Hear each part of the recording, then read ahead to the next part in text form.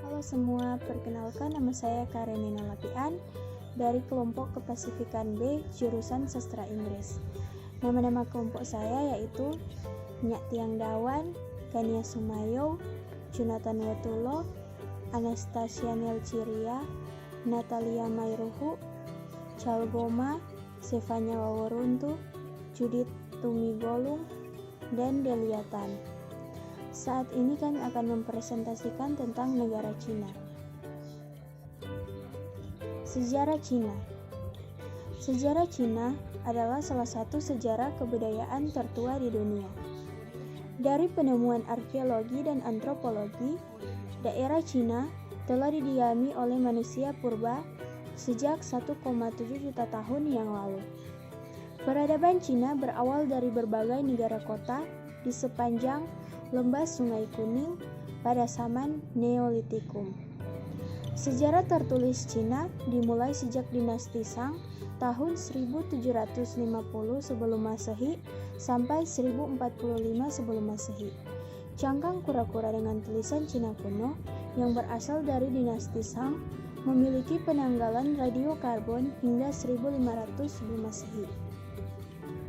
Budaya sastra dan filsafat Cina berkembang pada zaman dinasti Zhou tahun 1045 sebelum Masehi hingga 256 sebelum Masehi yang melanjutkan dinasti Shang. Dinasti ini merupakan dinasti yang paling lama berkuasa dan pada zaman dinasti inilah tulisan Cina modern mulai berkembang.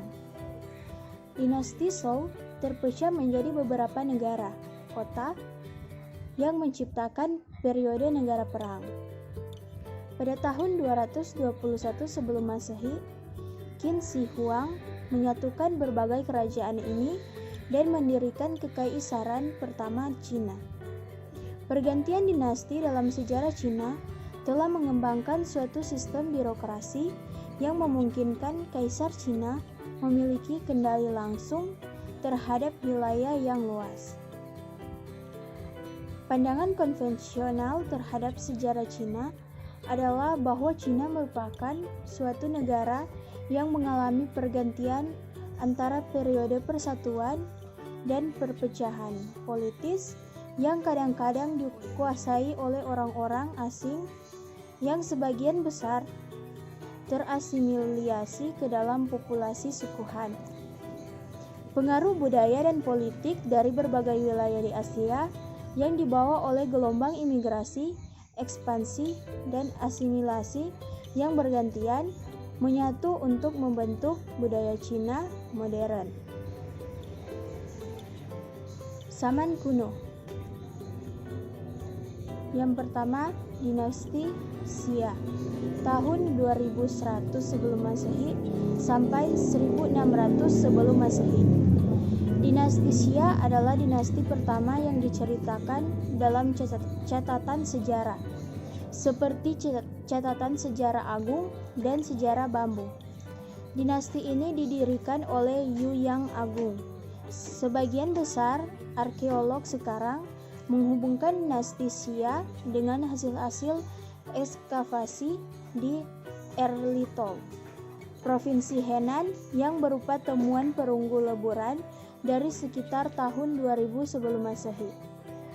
Beragam tanda-tanda yang terdapat pada tembikar dan kulit kerang yang ditemukan pada periode ini diduga adalah bentuk pendahulu dari aksara modern Cina. Kedua, dinasti Shang tahun 1600 sebelum Masehi sampai 1046 sebelum Masehi. Dinasti Shang menurut sumber tradisional adalah dinasti pertama Cina. Menurut kronologi berdasarkan perhitungan Liu Xin, dinasti ini berkuasa antara 1766 sebelum Masehi dan 1122 sebelum Masehi. Sedangkan menurut sejarah bambu adalah antara 1556 sebelum Masehi dan 1046 sebelum Masehi. Hasil dari proyek kronologi Xia Xiangshou Pemerintah Republik Rakyat Cina pada tahun 1996 menyimpulkan bahwa dinasti ini memerintah antara 1600 sebelum Masehi sampai 1046 sebelum Masehi. Yang ketiga, dinasti Zhou. Tahun 1046 sebelum Masehi sampai 256 sebelum Masehi. Dinasti Zhou adalah dinasti terlama berkuasa dalam sejarah Cina yang menurut proyek kronologi Xiaxiang Zhou berkuasa antara 1046 sebelum Masehi hingga 256 sebelum Masehi. Dinasti ini mulai tumbuh dari lembah Sungai Kuning di sebelah barat Xiang. Penguasa Zhou Wuwang berhasil mengalahkan Xiang pada pertempuran Muye. Pada masa dinasti Zhou mulailah dikenal konsep mandat langit sebagai legitimasi pergantian kekuasaan, dan konsep ini seterusnya berpengaruh pada hampir setiap pergantian dinasti di Cina. Yang keempat, periode musim semi dan musim gugur. Tahun 722 sebelum Masehi sampai 476 sebelum Masehi. Pada sekitar abad ke-8 sebelum Masehi, terjadi desentralisasi kekuasaan pada periode musim semi dan musim gugur, yang diberi nama berdasarkan karya sastra Jun Qiu, musim semi dan musim gugur. Pada zaman ini, pimpinan militer lokal yang digunakan Zhou mulai menunjukkan kekuasaannya dan berlomba-lomba memperoleh hegemoni. Invasi dari barat laut, misalnya oleh Qin, memaksa Zhou untuk memindahkan ibu kotanya ke timur, yaitu ke Luoyang. Ini menandai fase kedua dinasti Zhou. Zhou Timur, ratusan negara bermunculan, beberapa di antaranya hanya seluas satu desa dengan penguasa setempat memegang kekuasaan politik penuh dan kadang menggunakan gelar kehormatan bagi dirinya. 100 aliran pemikiran dari filsafat Cina berkembang pada zaman ini. Berikut juga beberapa gerakan intelektual berpengaruh seperti Konfusianisme, Taoisme, legalisme, dan Mohisme. Yang kelima, periode perang. Tahun 476 sebelum Masehi sampai 221 sebelum Masehi. Setelah berbagai konsolidasi politik, 7 negara terkemuka bertahan pada akhir abad ke-5 sebelum Masehi. Meskipun saat itu masih terdapat raja dari dinasti Zhou sampai 256 sebelum Masehi, namun ia hanya seorang pemimpin nominal dan tidak memiliki kekuasaan yang nyata.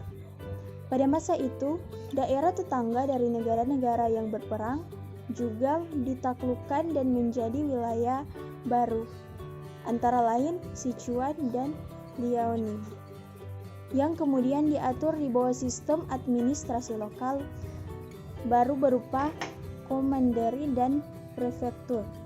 Periode saat negara-negara saling berperang hingga penyatuan seluruh Cina oleh dinasti Qin pada tahun 221 sebelum Masehi dikenal dengan nama periode negara perang.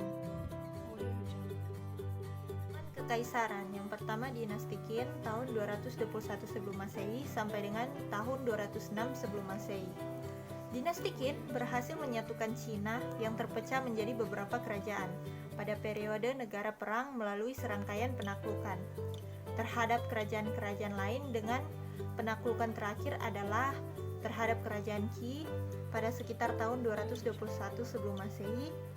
Qin Shi Huang dinobatkan menjadi kaisar pertama Cina bersatu pada tahun tersebut. Dinasti ini terkenal mengawali pembangunan tembok besar Cina yang belakangan diselesaikan oleh dinasti Ming serta peninggalan terakota di makam Qin Shi Huang. Beberapa kontribusi besar dinasti Qin antara lain termasuk terbentuknya konsep pemerintahan terpusat, penyatuan undang-undang hukum, diterapkannya bahasa tertulis, satuan pengukuran, dan mata uang bersama seluruh Cina. Setelah berlalunya masa-masa kesengsaraan pada zaman musim semi dan gugur, Bahkan hal-hal yang mendasar seperti panjangnya as roda untuk gerobak dagang saat itu mengalami penyeragaman demi menjamin berkembangnya sistem perdagangan yang baik di seluruh kekaisaran. Yang kedua adalah dinasti Han, tahun 206 sebelum Masehi sampai dengan tahun 220.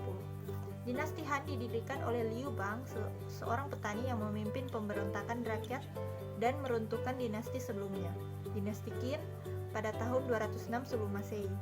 Zaman kekuasaan dinasti Han terbagi menjadi dua, yaitu dinasti Han Barat tahun 206 sebelum Masehi sampai dengan tahun 9 sesudah Masehi, dan dinasti Han Timur tahun 23 sesudah Masehi sampai dengan tahun 220 sesudah Masehi, yang dipisahkan oleh periode pendek dinasti Qin tahun 9 sampai dengan tahun 23 sesudah Masehi.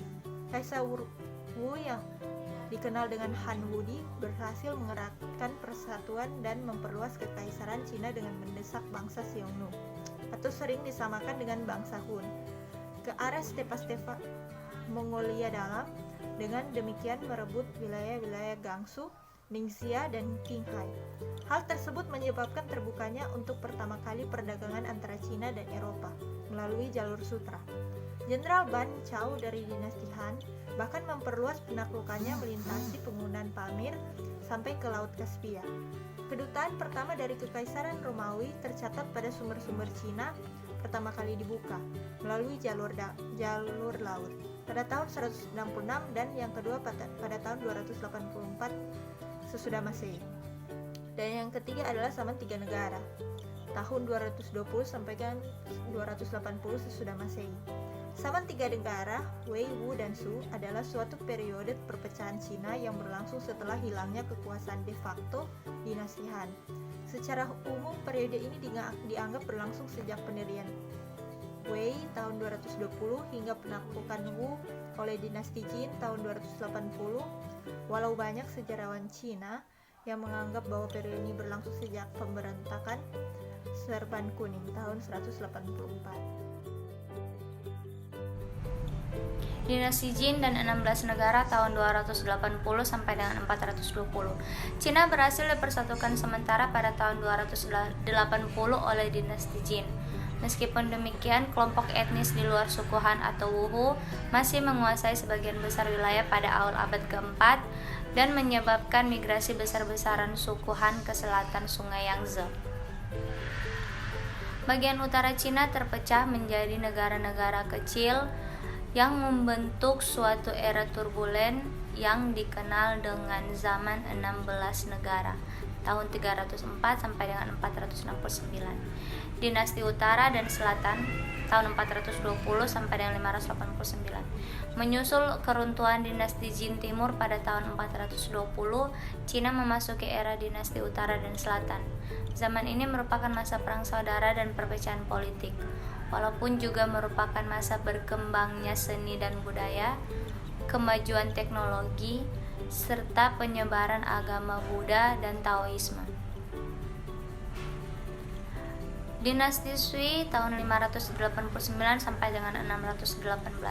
Setelah hampir 4 abad perpecahan, dinasti Sui berhasil mempersatukan kembali Cina pada tahun 589 dengan penaklukan Yang Jian, pendiri dinasti Sui, terhadap dinasti Qian di selatan.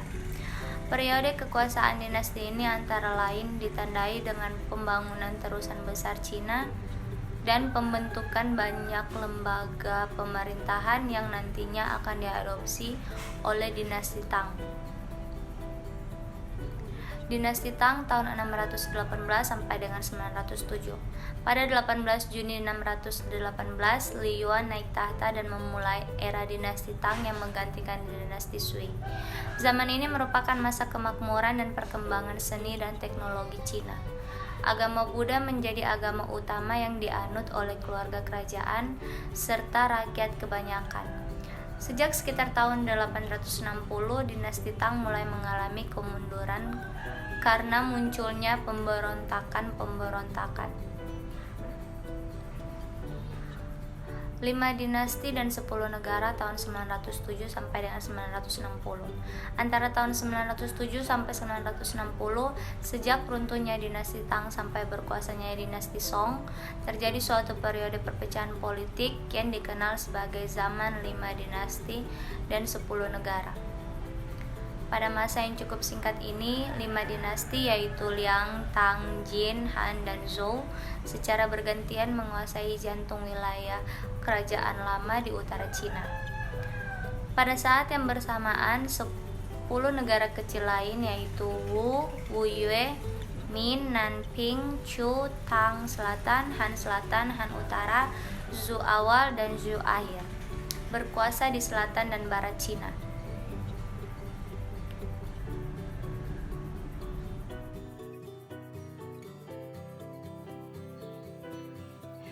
Dinasti Song, Liao, Jin, serta Xia Barat. Pada tahun 960 sampai 1279, antara tahun 960 hingga 1279, Cina dikuasai oleh beberapa dinasti. Pada tahun 969, dinasti Song yang beribu kota di Kaifeng menguasai sebagian besar Cina dan mengawali suatu periode kesejahteraan ekonomi. Wilayah Manchuria, sekarang dikenal dengan Mongolia, dikuasai oleh dinasti Liao pada tahun 907 sampai 1125, yang selanjutnya digantikan oleh dinasti Jin pada tahun 1115 sampai 1230. Sementara itu, wilayah barat Laut Cina yang sekarang dikenal dengan provinsi-provinsi Gansu, Shanxi, dan Nianxia yang dikuasai oleh dinasti Xia Barat antara tahun 1032 hingga 1227. Dinasti Yuan pada tahun 1279 sampai 1368. Antara tahun 1279 hingga 1368, Cina dikuasai oleh dinasti Yuan yang berasal dari Mongolia dan didirikan oleh Kublai Khan.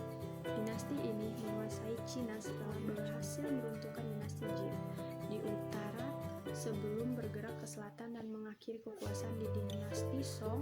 Dinasti ini adalah dinasti pertama yang memerintah seluruh Cina dari ibu kota Beijing. Sebelum invasi bangsa Mongol, laporan dari dinasti-dinasti Cina memperkirakan terdapat sekitar 120 juta penduduk.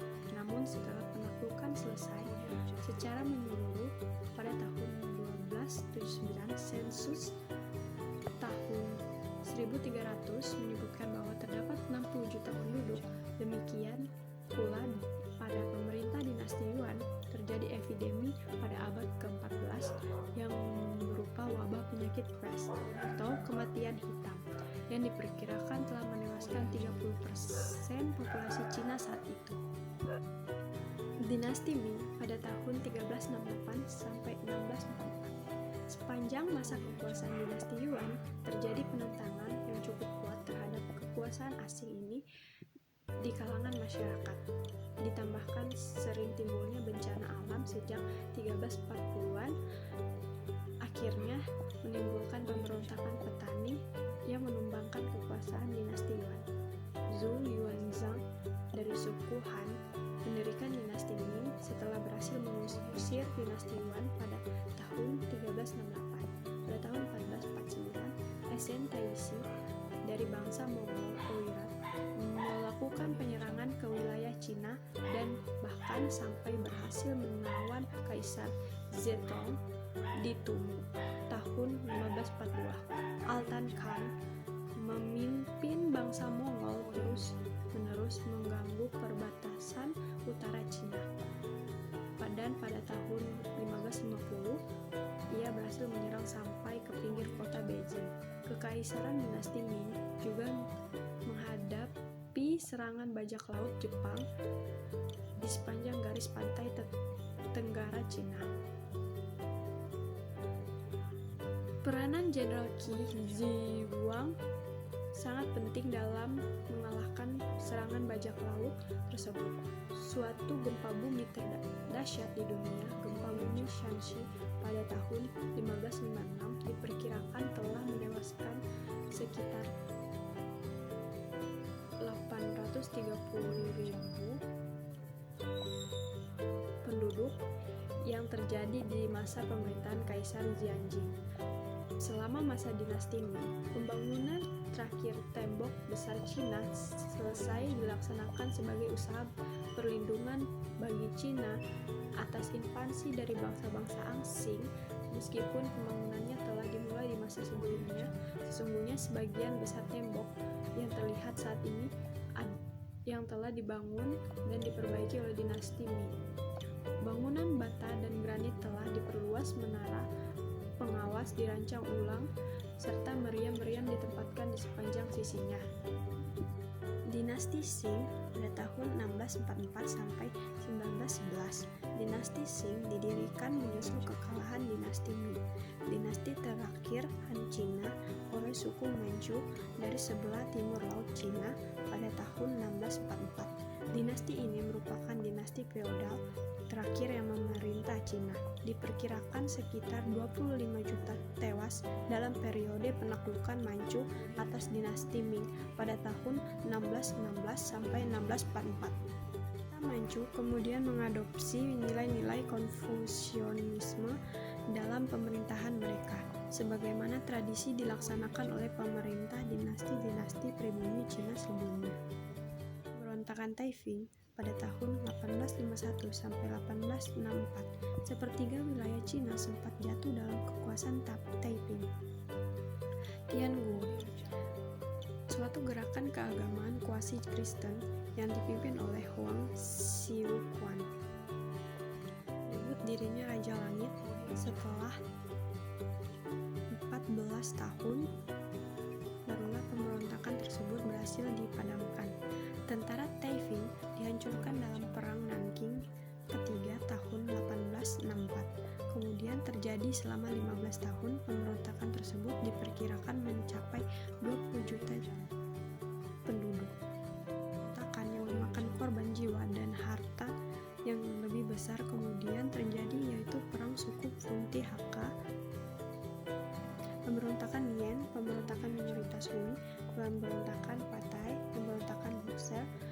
Dalam banyak hal pemberontakan tersebut dan perjanjian tidak adil berhasil dipaksakan oleh kekuatan imperialis asing terhadap dinasti Qing, merupakan tanda-tanda ketidakmampuan dinasti Qing dalam menghadapi tantangan-tantangan baru yang muncul pada abad ke-19.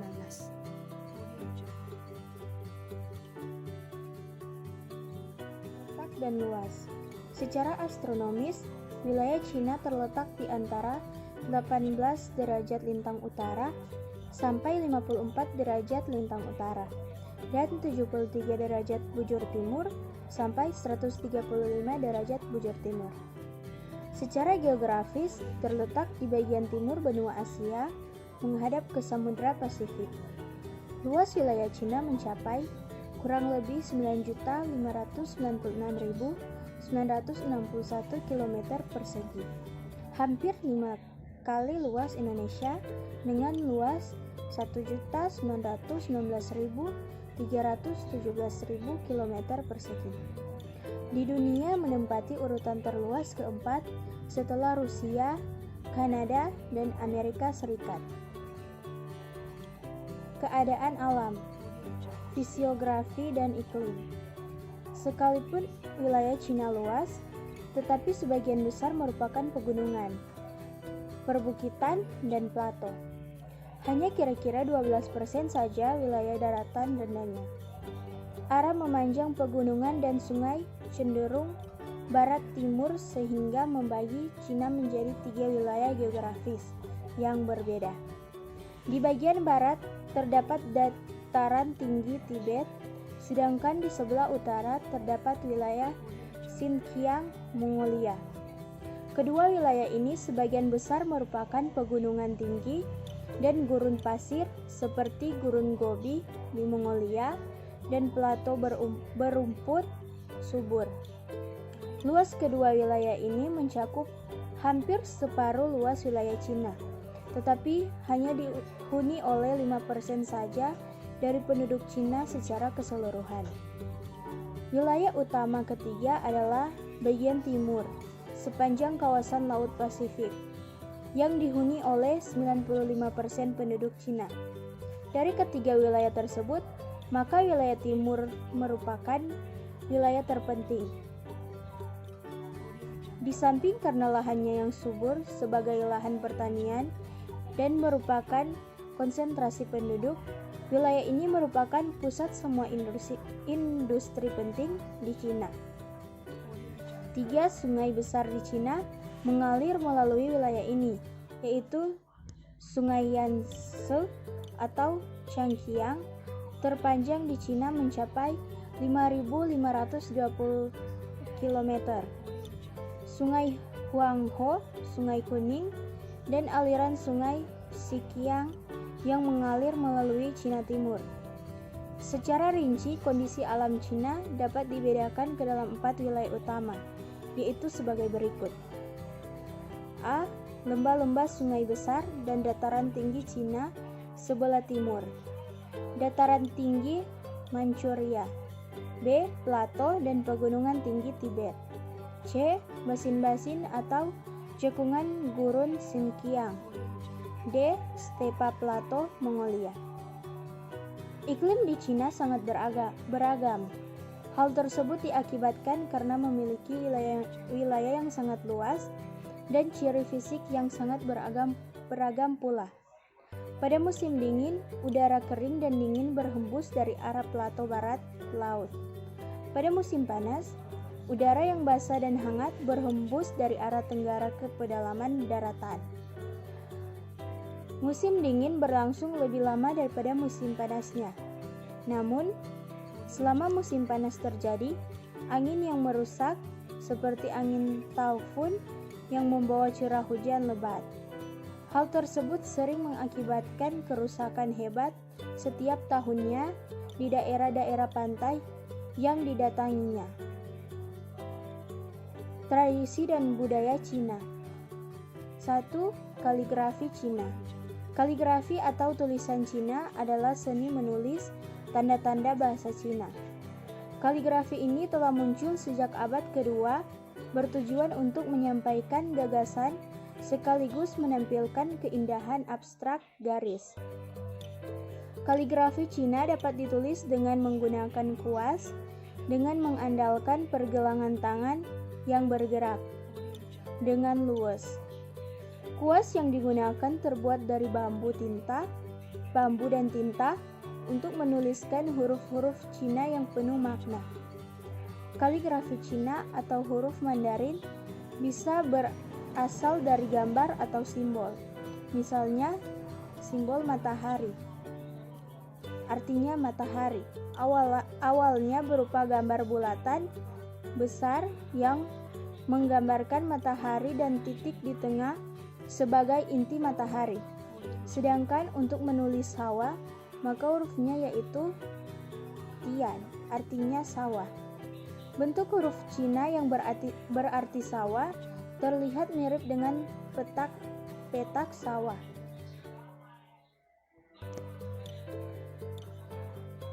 Dua, bahasa Mandarin. Bahasa nasional resmi Cina adalah bahasa Mandarin. Mandarin dalam bahasa Melayu memiliki arti menteri. Mandarin adalah sebutan untuk pembesar-pembesar Cina dari dinasti Qing. Dinasti ini didirikan oleh suku Manchu. Itu sebabnya pembesar-pembesar kekaisaran disebut sebagai Mandarin yang berarti pembesar Manchu. Kemudian, sebutan Mandarin berevolusi sebagai Mandarin. Dan akhirnya, bahasa yang digunakan para pembesar Manchu disebut sebagai bahasa Mandarin. Sebenarnya, bahasa Mandarin berarti Beifanghua, yang secara harfiah bermakna bahasa percakapan utara, yang merupakan bagian dari dialek yang digunakan oleh sebagian besar masyarakat di bagian utara dan barat daya Cina. Itulah mengapa ada kalangan yang berpendapat bahwa bahasa Mandarin merupakan semacam dialek, bukan bahasa. Saat ini, banyak orang yang mempelajari bahasa Mandarin, mengingat bahasa ini sangat berguna dalam komunikasi perdagangan dengan masyarakat Cina.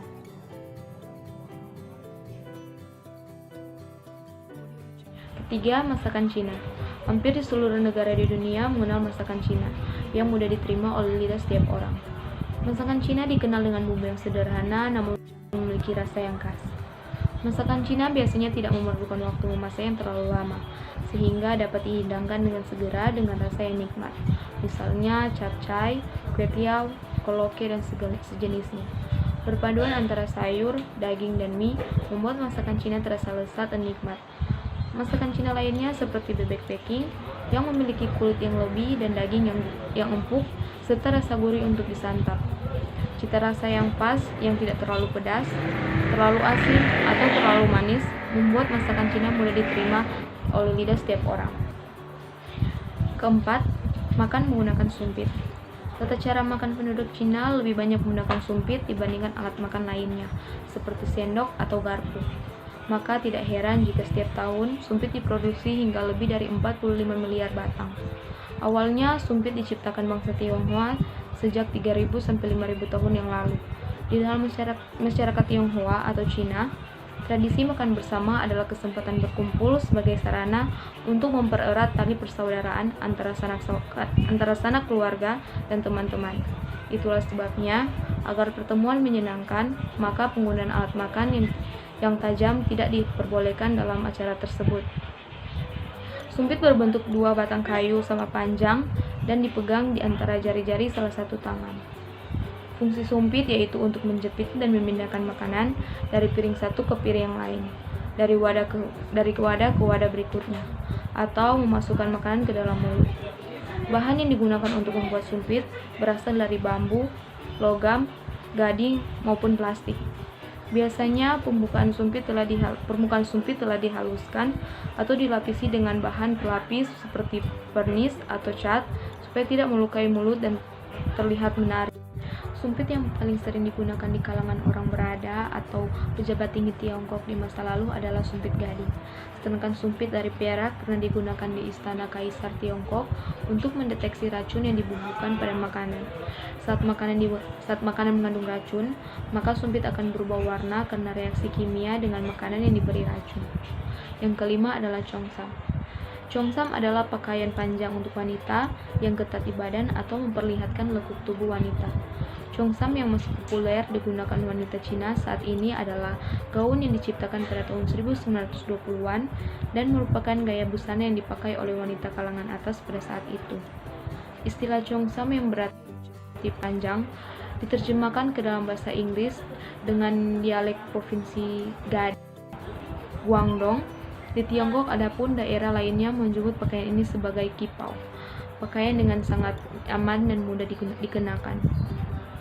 Bentuk pakaian chongsam sangat cocok dengan bentuk tubuh wanita bangsa Cina dengan leher tinggi, lengkung leher baju tertutup, dan lengan baju bisa berukuran pendek, sedang maupun panjang. Pakaian ini memiliki kancing di sisi kanan, bagian dada longgar, ada tali di sebelah sisi yang semuanya semakin menonjolkan kecantikan dari wanita yang mengenakannya. Chongsam berbentuk sederhana sehingga tidak memerlukan banyak perlengkapan serta selendang maupun sabuk.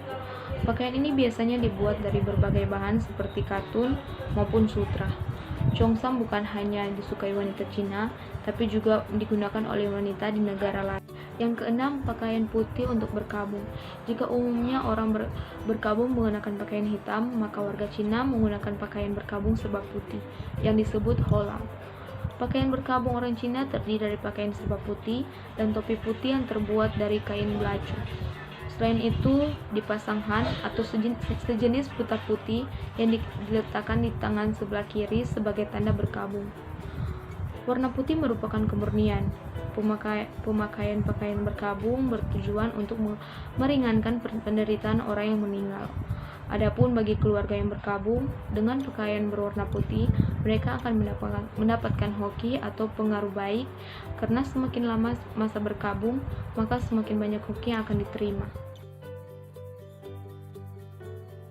Baik, kita akan membahas tentang kalender Cina.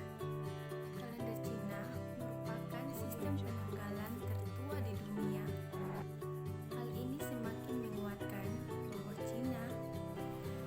adalah negara yang telah memiliki peradaban sejak lama.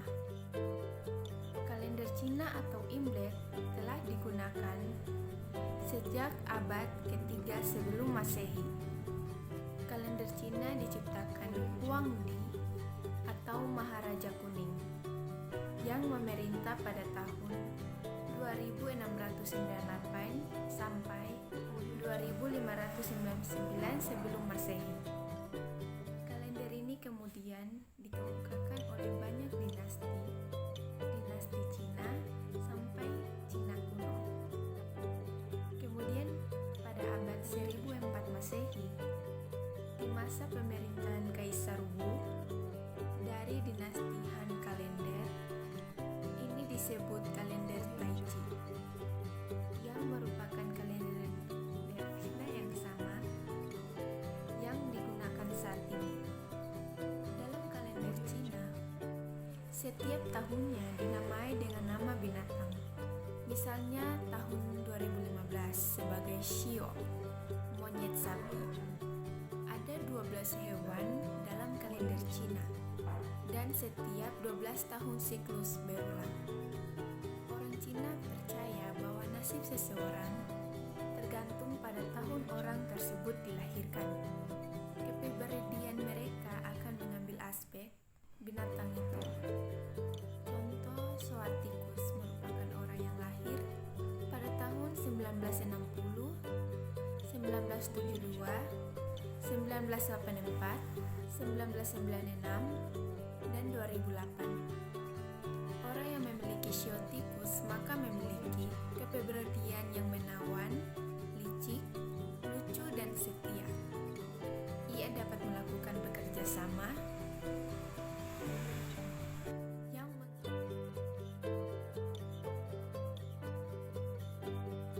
sistem pemerintahan Republik Rakyat Cina. Kekuasaan terbagi atas beberapa lembaga yang meliputi lembaga eksekutif, lembaga yudikatif yang terdiri dari 4 komponen, yaitu lembaga pengadilan, lembaga keamanan, administrasi publik dan kepolisian, lembaga kejaksaan, lembaga tahanan atau penjara, State Council atau Dewan Kenegaraan. Dewan Kenegaraan merupakan pelaksana pemerintahan terdiri dari 40 menteri yang dipimpin oleh dinominasikan oleh Perdana Menteri dengan masa jabatan 5 tahun. Presiden adalah kepala negara, juga merupakan wakil tertinggi Republik Rakyat Cina, baik secara internal maupun eksternal. Setiap 5 tahun sekali, presiden dipilih oleh Kongres Rakyat Nasional. Lembaga legislatif terdiri dari 2 tingkat, pusat, nasional, dan daerah atau provinsi. National People Congress atau Kongres Rakyat Nasional, lembaga tertinggi negara, beranggotakan kurang lebih 3.000 orang. Dipilih setiap 5 tahun sekali dan perwakilan provinsi. Tugas parlemen adalah 1. Membuat undang-undang, 2. Merancang ekonomi dan anggaran, pendapatan serta belanja negara, 3. Memilih, mengangkat dan memberhentikan kepala negara atau presiden dan kepala pemerintahan atau perdana menteri. Pengadilan Tinggi Rakyat merupakan badan peradilan tertinggi di Cina yang berada di bawah naungan standing Komite dan Kongres Rakyat Cina. Sedangkan lembaga kejaksaan dan pengacara berada di tingkat provinsi. Komunis Party merupakan sayap penggerak jalannya pemerintahan selain partai politik. Komunis, militer, juga salah satu sayap penggerak dalam pemerintahan. Pengendalian politik dan pemerintahan Cina. Pengambilan keputusan atau atau decision making. Negara Cina terletak pada lembaga Politburo dan Komite Sentral Partai Komunisi Cina. Sedangkan lembaga kejaksaan dan pengacara berada di tingkat provinsi, CC atau CCP. Tidak semua anggota.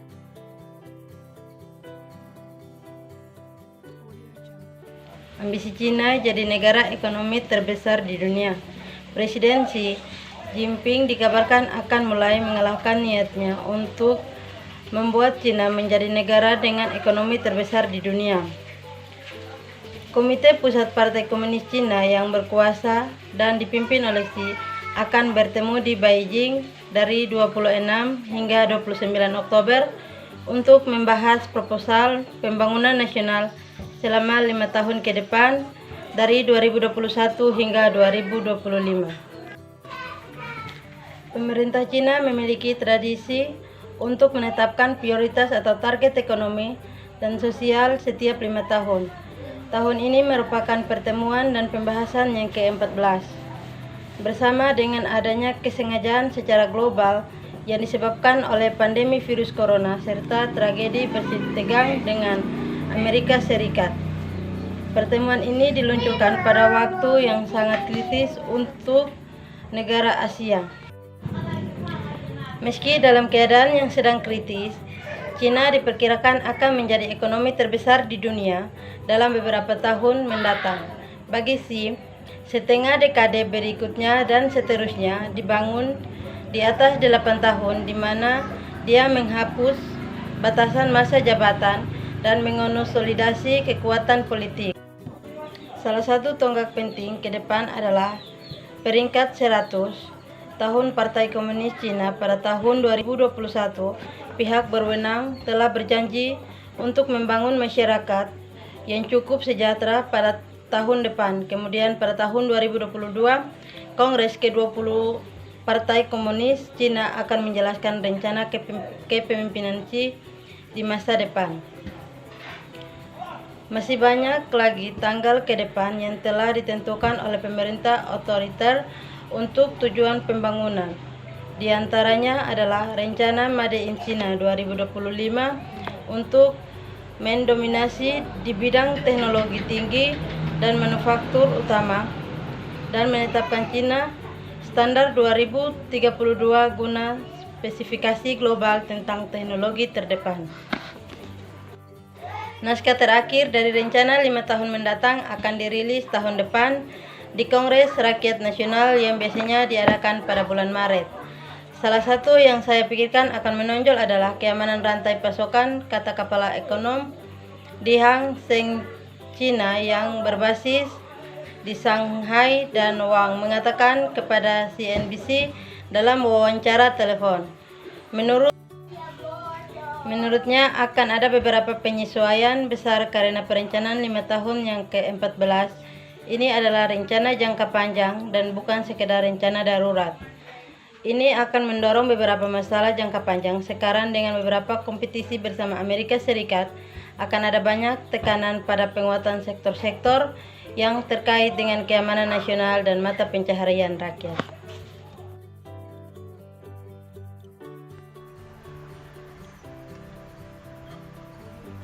Kementerian dan Keamanan.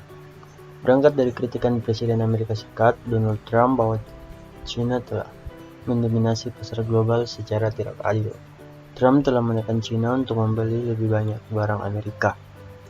Tujuannya untuk menghambat kemajuan teknologi Beijing dengan pembatasan pada perusahaan seperti raksasa telekomunikasi Cina Huawei.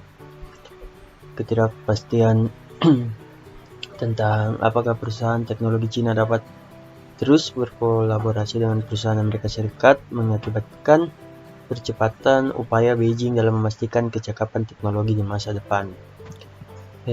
Dalam pidatonya awal bulan ini, Xi berbicara tentang dukungan untuk mekanika kuantum yang dapat mendorong pengembangan superkomputer dengan kemampuan prosesor yang lebih maju.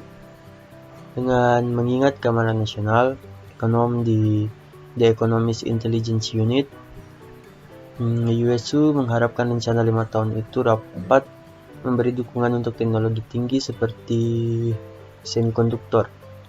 Dia juga akan membahas bagaimana ketahanan energi di Cina supaya tidak mengandalkan impor minyak bumi, memastikan keamanan pangan agar dapat menghadapi setiap ketegangan dengan negara-negara yang mengimpor daging babi di Cina. Terlebih karena daging babi tersebut masuk ke dalam daftar kebutuhan pokok. Dari perspektif sosial, Su berharap Cina menemukan lebih banyak cara untuk meningkatkan konsumsi, termasuk menghapus batasan jumlah anak yang dapat dimiliki keluarga. Katanya, mencatat langkah seperti itu akan membantu pertumbuhan jangka menengah dan panjang Cina. Peluang domestik. Pertumbuhan ekonomi Cina melambat dalam beberapa tahun terakhir. Di tengah kekhawatiran tentang pertumbuhan cepat yang dipicu oleh utang, dalam rencana 5 tahun ke-13 dikatakan bahwa prioritas pemerintah dari 2016 hingga 2020 adalah Cina secara bertahap bergerak untuk lebih mengandalkan konsumsi dalam negeri untuk pertumbuhan daripada ekspor. Selama beberapa bulan terakhir, penjabat publik telah menyuarakan ungkapan baru yang diharapkan dapat mendukung rencana 5 tahun ke depan. Konsep ini dijuluki sebagai sirkulasi ganda, yang secara umum dibagi menjadi 2 bagian, yaitu sirkulasi internal yang berfokus pada pertumbuhan pasar domestik Cina dan sirkulasi eksternal atau perdagangan dengan negara lain. Mengingat keberhasilan ekonominya baru-baru ini, Cina memiliki kepercayaan yang lebih besar pada apa yang dianggap penting, khususnya bahwa negara tersebut masih memiliki jalan panjang dalam memungkinkan kekuatan pasar untuk memainkan peran yang lebih besar dalam lingkungan bisnis. Melalui fokus yang lebih besar pada pasar dalam negeri Cina, para analis mengantisipasi rencana pembangunan yang akan datang dapat memberikan dukungan yang lebih besar bagi kesehatan masyarakat, pendidikan, olahraga, dan budaya serta pariwisata. Xi menyatakan bahwa membuka pasar Cina lebih jauh untuk orang asing dan meningkatkan lingkungan operasi lokal tetap menjadi tujuan nasional. Bulan lalu, Xi juga membahas dalam pidatonya di PBB bahwa Cina berencana untuk menjadi netral karbon pada tahun 2060.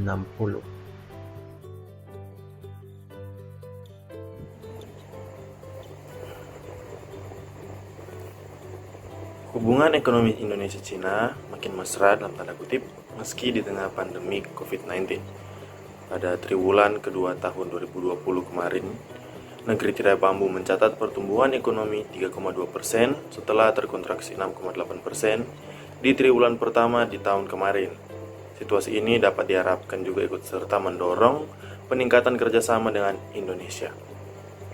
Menurut keterangan dari KBRI Beijing mengenai diplomasi KBRI Beijing semester tahun pertama 2020 yang diterima redaksi Jumat 14 Agustus tahun 2020 yang juga bertepatan dengan 70 tahun hubungan bilateral antara Indonesia-Cina, merupakan momen yang tepat untuk fokus pada peningkatan diplomasi ekonomi Indonesia-Cina, terutama pada 3 aspek utama, yakni perdagangan, pariwisata, dan investasi, khususnya dengan mengoptimalkan berbagai peluang ekonomi yang tersedia. Selama paruh pertama tahun 2020 itu saja didukung dengan hubungan kemitraan strategis komprehensif Indonesia-Cina, kerjasama kedua negara mengalami peningkatan di berbagai bidang.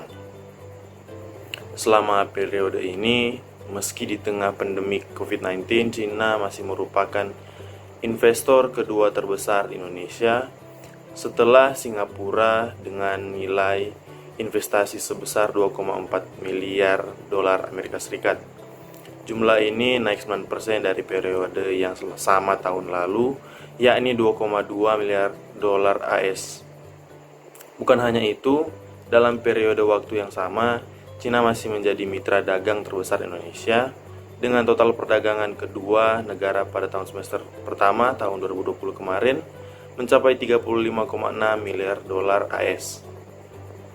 Walaupun pada periode ini Cina masih mengalami surplus terhadap Indonesia sebesar 986 juta dolar AS, namun defisit perdagangan Indonesia terhadap Cina pada triwulan pertama tahun kemarin 2020 sempat tercatat mengecil sebesar 80% dibandingkan periode yang sama tahun 2019. Pada triwulan pertama tahun 2020 kemarin, beberapa produk unggulan Indonesia mencatat kenaikan signifikan, antara lain batu bara naik 74,42%, besi dan baja naik 196,40%, sarang burung walet naik 189,61%, ikan frozen naik 53,78%, buah tropis naik 22,29%, buah dalam kemasan naik 320,27%, ikan kalengan naik 92,59%, sepatu naik 24,59%, furnitur naik 30,87%, kayu olahan naik 222,44%, dan elektronik naik 14,70%. Meski begitu, di beberapa sektor lainnya memang terdapat penurunan drastis, seperti pariwisata. Hal ini terjadi lantaran dampak pandemi COVID-19 hingga menyebabkan kunjungan wisatawan mancanegara asal Cina ke Indonesia melalui seluruh pintu masuk pada semester pertama menurun drastis sebesar 80,74% dengan total 204 kunjungan. Namun, KBRI Beijing tidak tinggal diam dengan menjalin kerjasama dengan Kementerian Pariwisata dan Ekonomi Kreatif Rakyat Indonesia serta Bali Tourism Board terus melakukan promosi pariwisata di Indonesia. Salah satu cara yang ditempuh adalah dengan menyiapkan materi promosi digital, work from Bali, dan mempersiapkan destinasi wisata dengan protokol kesehatan. Selain itu, KBRI Beijing juga berkomitmen untuk mendorong peningkatan kerjasama di bidang ekonomi digital serta industri bernilai tambah, khususnya di sektor kesehatan dan kendaraan listrik, virtual bisnis, dan gaya hidup sehat.